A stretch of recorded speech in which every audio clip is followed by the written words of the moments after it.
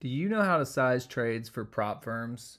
You can make so much money trading with prop firms, but you must know how to size your trades. Prop firms provide capital for traders once you go through an evaluation period, and you'll have access to way more capital, most likely than you're currently trading if you just trade your own money. It's super important to know how to size trades for these prop firms in order to keep your accounts. Otherwise, you will blow up and have to reevaluate, spend more money, and it will not. You just won't have a lot of longevity if you don't know how to size trades for with these prop firms. This is videos provided for educational purposes only. Is not an offer, recommendation to trade futures, stocks, options, or forex. So let's get going. Position sizing for prop firms. Position sizing is crucial to survive a trading account. Passing the accounts is not easy in the first place, but once you are funded, if you do not know how to properly position size, you will more than likely lose the account. A quote that I have seen throughout the years, and I love the quote, is just trade to see another day. You don't have to make 5 figures a day, 6 figures a day. It can happen, it does happen, and that's great, but you should work your way up to that. Don't just plan on getting an account and all of a sudden just betting, essentially betting. If you don't have risk management, that is what you're doing, you're gambling. So a general rule for people is never risking more than 1 to 2% of the account's total drawdown. Well, total drawdown is in all caps. We'll get into this when we get into the next slide. But total drawdown, not total account value, but the drawdown. Some other things that are not necessarily position sizing, but also important, is maybe you make some rules for a personal daily drawdown. If you lose 5% of the total drawdown, you just walk away. Maybe it's not a good day for your trading style. Maybe you're in a bad headspace. There could be numerous reasons. And then maybe you have a number of consecutive losers. If you lose X amount of trades in a row, it's kind of the same thing, but less. It's more quantity of trades than percent drawdown. So the math, and this is I tried to make this as simple as possible, and this is with one contract. So this is a pretty common account size with prop firms, whether it be Trade Funder or Apex. There's plenty of them. You can do your own research and choose. But the 150K account is a reasonably common size. And with that comes a $5,000 total drawdown. This $5,000 is way more important than this $150,000. Why? Because if you lose this, all this is gone. So this is essentially what you're trading with. So your risk is of the drawdown and not the total account. It's of this, the drawdown, $5,000, not the total account. 1% of $5,000 equals $50, right? So if you're going to risk 1% of your total drawdown, it's going to be $50. Now, it matters what contract you're trading. Are you trading MNQ, where it's $2 a point?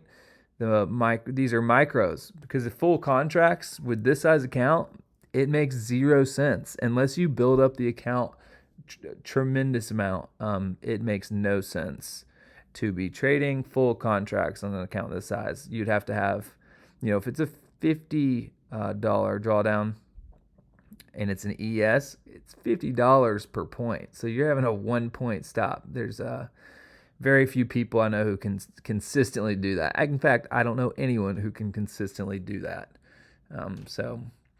But the math for it is the total drawdown, which is 5,000 in this case, times the risk percent per trade. So that'd be 1%. 5,000 times 1% is $50, and then you divide it by the price per point. So for MNQ, you would be able to risk 25 points for $50. For MES, 10 points for $50 because it's $5 per point. The Dow, 100 points because it's 50 cents per point. And crude oil, it gets $1 per penny. At this point here, it's per penny. So you get 50 cents of drawdown. Here's the basically the same thing. It's on a 50K account. So if you trade 50K accounts, you can pause it, screenshot this. I won't talk all the way through it because it's the same thing. And ultimately, you're splitting it all in half. So M and Q, you get 12.5 points, and so on. So let's look at this with a chart. This is a NQ chart just to kind of visualize. These are 3-minute candles. And it's a random trade. This isn't a trade strategy video. This is a position sizing video, or maybe stop loss, kind of mix the two. Let's say we just enter here. It's big candle up, looks, red candle. You may be asking yourself, what kind of candles are these? These are equivolume. I talk about these a lot in my live sessions with the Ninjacators Fast Track, because I love these things. But this inverted candle, maybe you want to get short here on a 3-minute. So you enter here, you enter in at this yellow line. The 25 points for your stop is just right here. Not even to the top of the last candle.